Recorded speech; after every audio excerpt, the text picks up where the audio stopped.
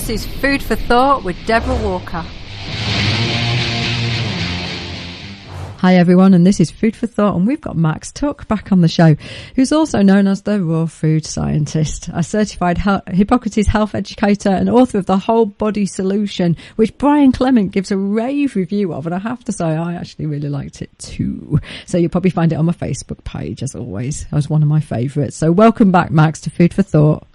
Hello, thank you very much. It's good to be here again. Yeah, fantastic. I'm having a lot of people now come back, so I almost feel like I've got a group of friends to have a chat to about it. Excellent. Well, that's what it's all about, isn't it? It's all about connecting with people and just making sure that everybody feels that they're part of something. Absolutely. And, you know, the ability for me to use this platform to grow the knowledge of people who are listening in all the different arenas, not only I'm interested in, but also that actually fascinate me about learning more about. I think it's fantastic. Now, there's always so much to learn, isn't there? I mean, whatever field of education you're in, whatever you're interested in, and obviously with us it's everything to do with health. There are so many different aspects, and I think really we're probably only just starting to scratch the surface with our knowledge, with what we've got in relation to diet, nutrition, lifestyle, all of it. There's so much more to learn always, no matter what stage you're at. I think that's a really true point, to be honest. I think our scientists think they know a huge amount about the body, and actually I think we only really truly know a tiny, tiny percentage of what's truly going on.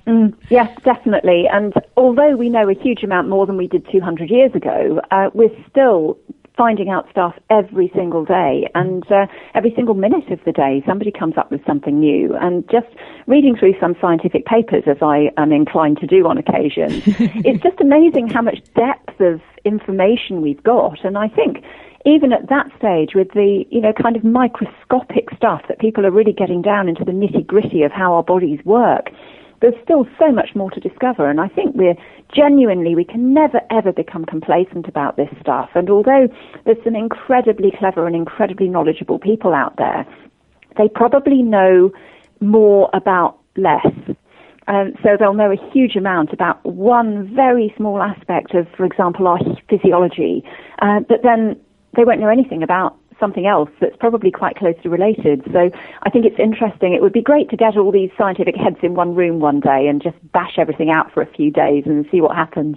I think you're absolutely right. And I think the epigenetic arena and all the cellular health and mindset, the biology of belief that Bruce Lipton talks about, and quantum physics is just a fascinating arena for health now. It is.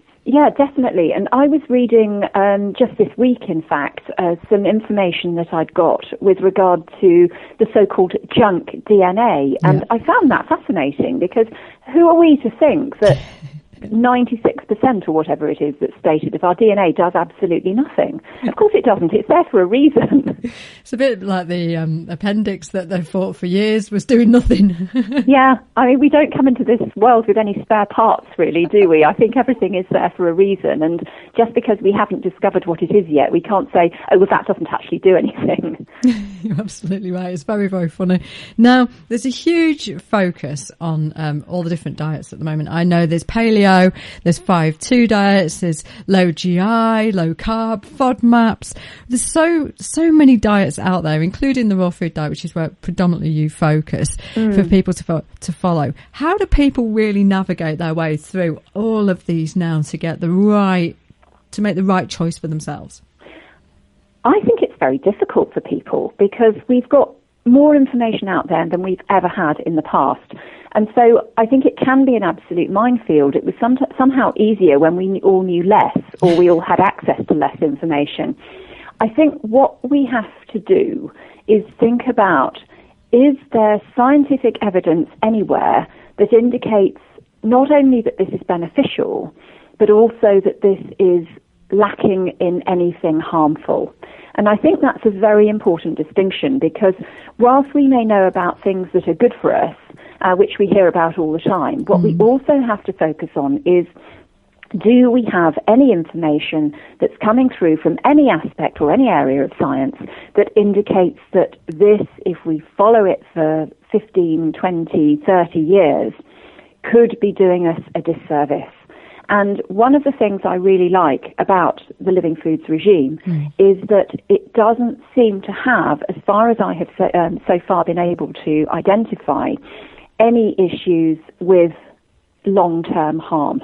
And there are distinctions there. We know that certain types, it's important not to generalize, certain types of living food regimes, such as, for example, a very high fruit diet, particularly if that diet is followed by somebody that lives in Northern Europe that cannot get ripe fruit, that in the long term has been shown that it can be detrimental, for example, by increasing the incidence rate of osteoporosis, also increasing the risk of vitamin B12 deficiency because many people do not adequately supplement or do not get tested. So I think one of the important things when looking at any diet or lifestyle is, firstly, is there a number of people, a body of people that have been following this particular regime in the long term? Have we got blood samples to indicate that these people have experienced no deleterious effects? And also, is there any generalized science, for example, epidemiological studies, that indicate that this method of eating is beneficial in the long term from the perspective of reduction in degenerative disease? Now, certainly vegan lifestyles, such as some of those followed by Seventh-day Adventists, and the Adventist studies are very interesting, they're finding out that the people who have the lowest incidence of heart disease and other degenerative disease conditions are those that are following a vegan, vegetarian lifestyle, such as that some of the Adventists follow. Now, we cannot, however, look at just diet. As we know, there are other aspects here, but that's why I like the Adventist studies that are going on just now, because these are all people that have strong community feel, strong religious background, and so they're comparing almost like with like. And that's very important, because what we can't do is look at studies of general populations that are so different from each other that it could be any aspect of their lifestyle that's causing the problem or giving the benefit. We need to make sure that almost there's a certain amount of matching going on to make sure that these individuals are matched to other similar individuals. Now, you'll never get people the same unless you take identical twins and put them on completely different regimes. Then you get some sort of idea as to what's good and what isn't. But I think what we need to focus on is not only are there benefits to this way of eating in regard to not only how we feel, but also what our blood profiles look like, because as we know, we might be able to feel good in one way, but we might find that, for example, our homocysteine levels are shooting up, or our blood pressure's going up, or our low-density lipoprotein cholesterol is increasing. So I think not only is it important to notice how we look and how we feel on certain regimes, but look at, is there science behind it? And also, I'm a big fan of getting tested, because if we're not testing our blood, if we're not looking at our biomarkers for particularly degenerative disease risk, then I think we're missing a trick. We can't always go by exactly how we feel. So that's where the science comes in, and I think that's where science is incredibly useful, because it can tell us what's going on in our systems at a more definitive level, on the cellular level, and looking at all of these biomarkers, which previously we didn't have. We only had what we felt like and what we looked like. And whilst that's useful, it's not the be-all and end-all. So I think we can bring science more into our everyday lives just by looking at some of these parameters and thinking about how we can actually measure our progress, either in a positive way or looking at how we are reducing the negatives. But in reality, people like yourself and myself are really interested in the science. We'll go out of our way to read it.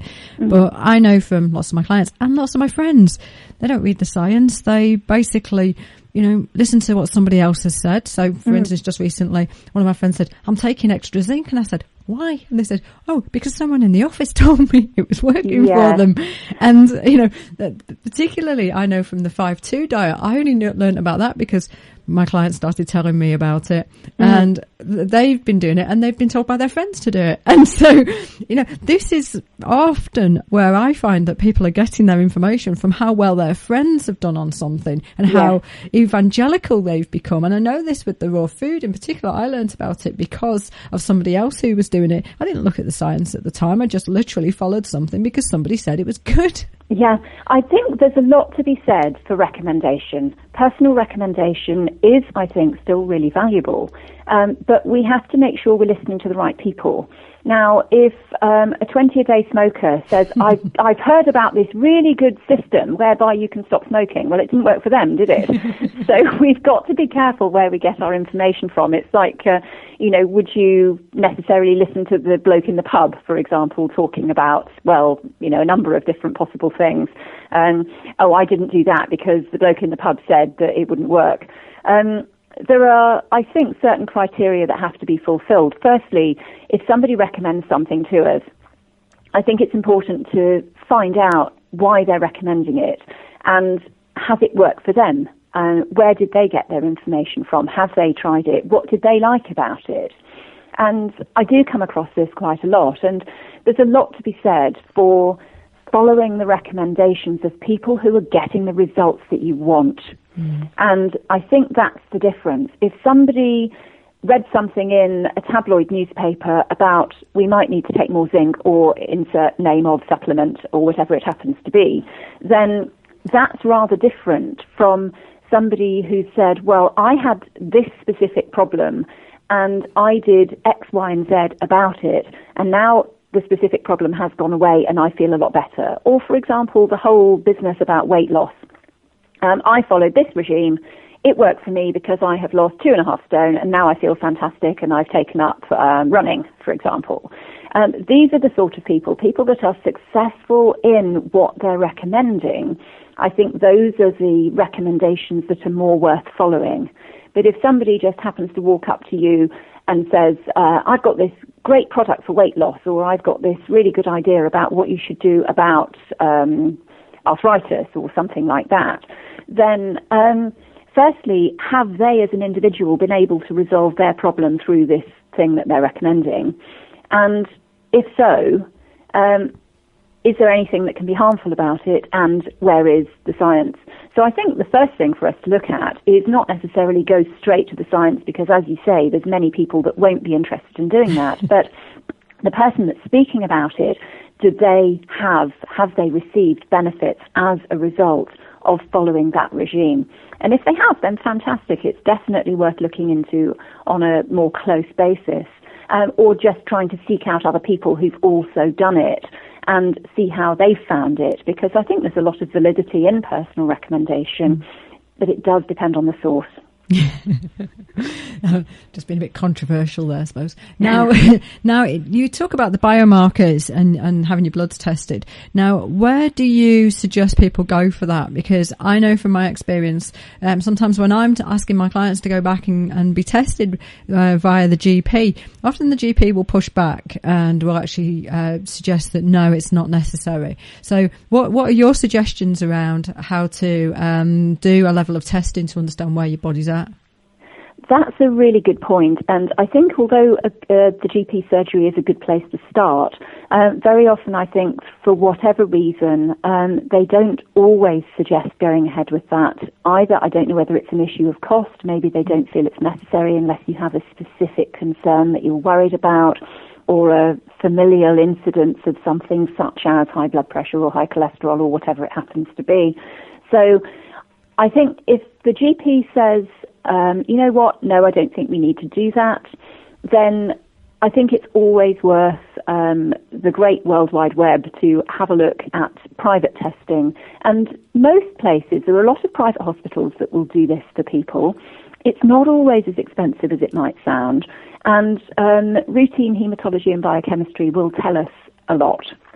You can then get into more specific testing, such as testing across the board for a lot of micronutrients. That's a little bit more specific. But a general routine hematology biochemistry will give you information about certain biomarkers such as hemoglobin content to check to make sure you're not anemic, and cell volume in that respect as well for an anemia check. Other things you can look at would be your liver and kidney figures, and you can look at blood cholesterol, the different types of cholesterol. We know HDL, LDL, VLDL, those ones. Those are things that will often be incorporated in a general health profile. However, if you're getting a little bit more specific, such as wanting to look at steroid levels, steroid hormone levels, such as cortisol, things such as homocysteine, which is quite an accurate determinant of cardiovascular health, then some of those tests are a little bit more specific. And there are certain diagnostic labs in the UK where we can get such testing done. And what I do when I'm looking at where these things can be tested, I generally do an internet search and put in locations such as, for example, Hampshire or Surrey or Northern Ireland or something, depending on where that person lives, and get them to just do an internet search, because there are many natural health practitioners that do incorporate blood testing into their client offerings.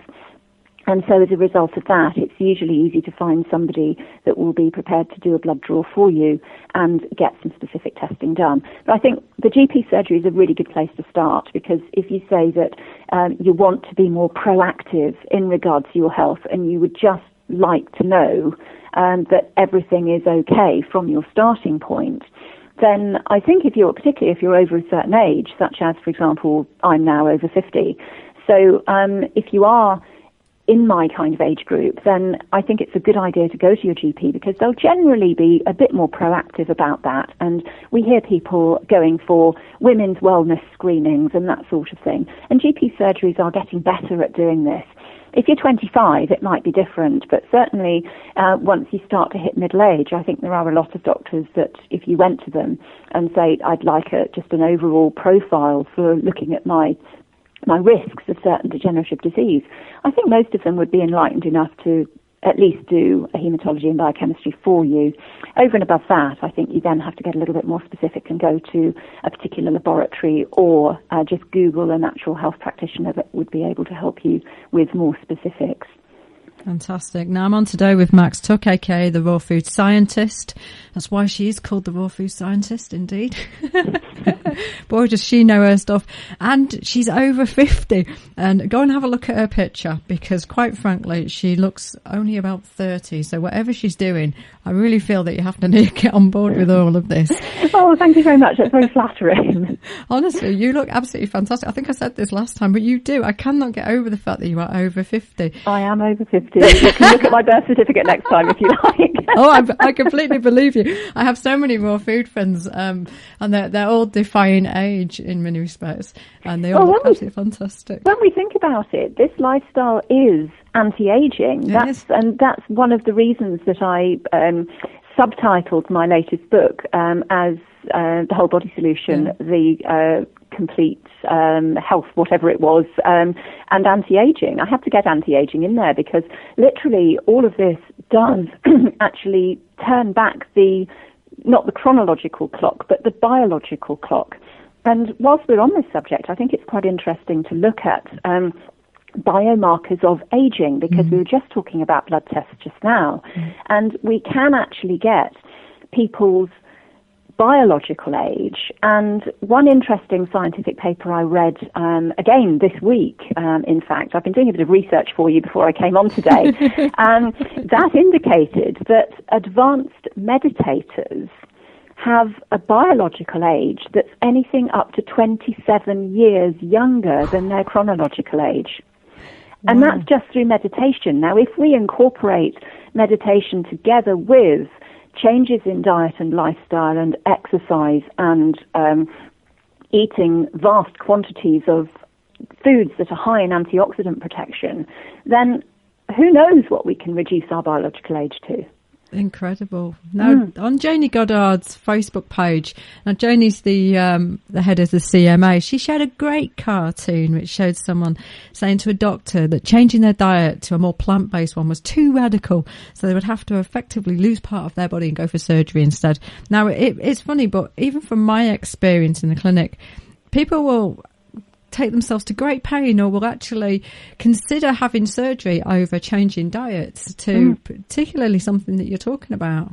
Yes, I know, it's mad, isn't it? I think I've seen a similar cartoon, actually, that somebody posted to my wall on Facebook, and it said, so, Mr. Jones, or whatever the man's name was, you have the choice. Either we can cut your leg open, take a vein out, open up your chest, and stitch this new piece of vein tissue onto your heart to bypass your cholesterol-clogged vessels. Or alternatively, we can put you on a plant-based diet. Oh, plant-based diet, that sounds a bit radical and extreme. And I think we're talking about the same thing. I think we must be, yes. Why is that? Why is it that major invasive surgery, which rather disappointingly has now actually been shown, I think only 10% of people that have a bypass actually gain anything in terms of longevity, which is scary stuff, isn't it? Yes. Because this is the first line approach for many people to go for major surgery rather than thinking about diet and lifestyle. Surely one would think that diet and lifestyle is easier, and then perhaps if all else fails, we might start to get going with radical surgery. But it almost seems like the radical surgery is the thing that's offered first at massive cost and really quite limited, potentially quite limited efficacy if we're looking at long-term survival rates and long-term reduction in the problem.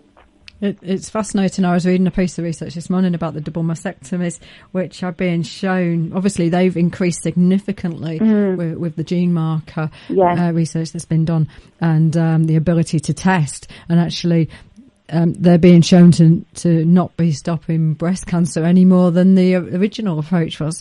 So it's really sad, isn't it? But it doesn't surprise me. Because one of the things that we're not being told, and I think this is tragic, is that bad genes can be suppressed indefinitely through good nutrition. And it's just one of the things that we're not getting the message through. And I think one of the particular things I found fascinating in regard to weight control is that in the earthworm, there are 417 genes that are responsible for control of body weight in the earthworm. So if we as scientists then say, oh look, we found a gene for human obesity, if there are 416 or 417 genes in an earthworm, how can we possibly think that one gene or two genes that we discover for obesity in people are really relevant? That we use it as an excuse, don't we? Oh, in fact, because it's genetic. And we know that people in northern Mexico, if they're on their traditional diet, they have fat gene. In fact, they have a few fat genes. They weigh 4 stone less than their counterparts on average in the United States who just crossed the border and started eating American food. And their genes didn't change just because they crossed the border. And it's the same with women who move from to the States from Japan. Japanese women in general have low risk for breast cancer. When they move across the Pacific and end up in the States, they develop breast cancer at the same rate as everybody else in the States if they adopt the American diet. So we know that these bad genes can be either activated or suppressed through what we do with ourselves. And I think this is genetic science is fascinating. I find it amazing that there are so many different things that can control protein synthesis and therefore our relationship with degenerative disease. And I find the whole discovering genes for things fascinating. But I think we're focusing on the wrong bit. So rather than trying to find a gene that does something that will influence something, how about looking at genetics as a fascinating subject, but what's more important is, isn't it interesting that these genes can just be suppressed even if they're there? They don't have to work against us. They're like How switches. can we suppress them? What is it about eating fruits and vegetables, for example, that switches off these genes and makes them not become expressed? Let's look at that. I think that's more important. I think you're absolutely right, and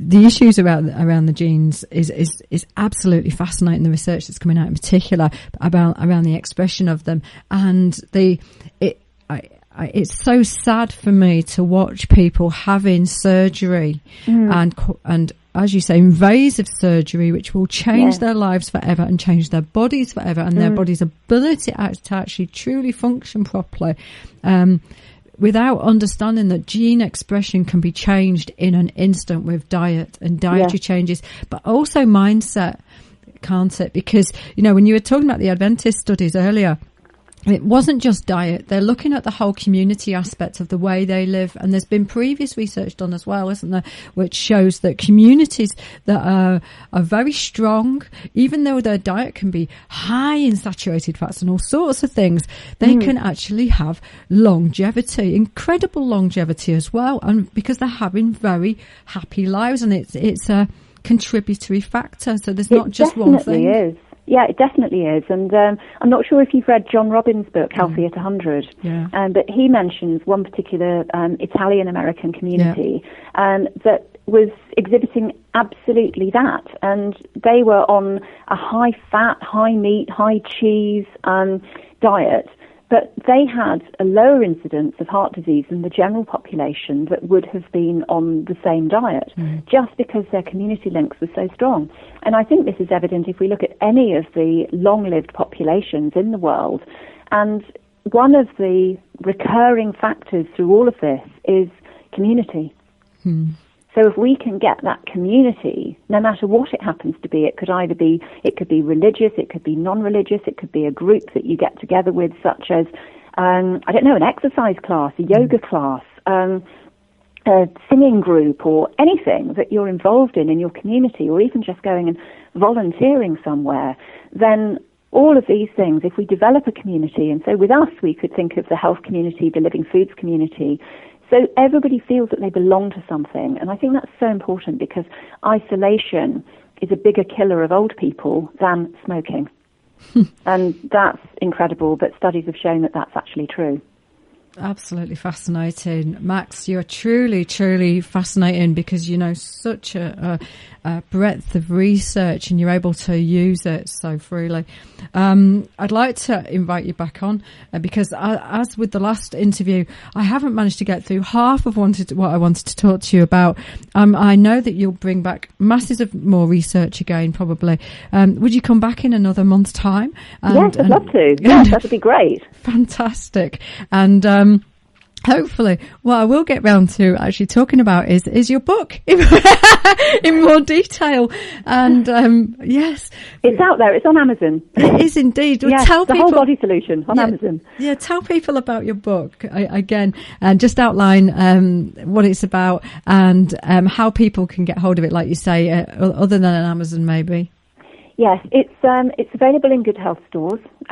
So, for example, there's a health store in London called the NutriCentre, and they have a website. It's available through them. Also, an organisation that I'm very much involved with, and I think they do fantastic work, and that's the Fresh Network in the UK. And they also stock the book. And I think that, in addition, Mike Nash at Aggressive Health, aggressivehealthshop.co.uk, he stocks it as well. So there are various places to get hold of it. It's published by Hammersmith Health Books. So if you go onto their website, it's available through their website as well, of course. So there are a number of places that you can get it. And it's available both in print and also on digital versions. So yes, that's how to get hold of it. What is it about? Well, it's about all of your 9 body systems. Now, what does that mean? What it means is basically that I've approached the body from a sort of scientific medical aspect, because in medical school, health, or rather disease, is spoken about on a systems basis. Medicine is taught, both human medicine and veterinary medicine is taught on a systems basis. So, for example, the cardiovascular system, the respiratory system, the urinary system, the structural system, and a few others, the nervous system. So what I've done is I've gone through all of the systems that we've got in our bodies and given suggestions as to how to best look after those systems.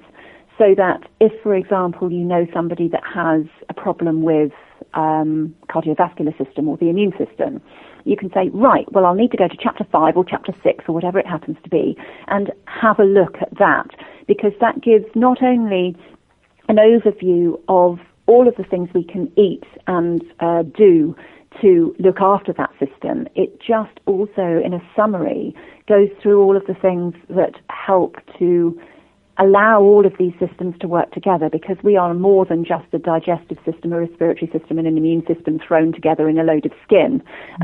The body is incredibly complex, and there's a lot of crossover between the systems. So what I've tried to do by writing the book is just really look at the body as a whole, break it down into kind of easy chunks to understand, and then put it all together. And at the end of each chapter, I've been lucky to work with some people who are excellent at giving me good recipes. One of the things I'm particularly rubbish at is in the kitchen. I never have time to spend hours in the kitchen and make up fascinating recipes that involve the Living Foods lifestyle. I'm very simple with my food, and if I can't throw it together in 5 to 10 minutes, then I'm not interested.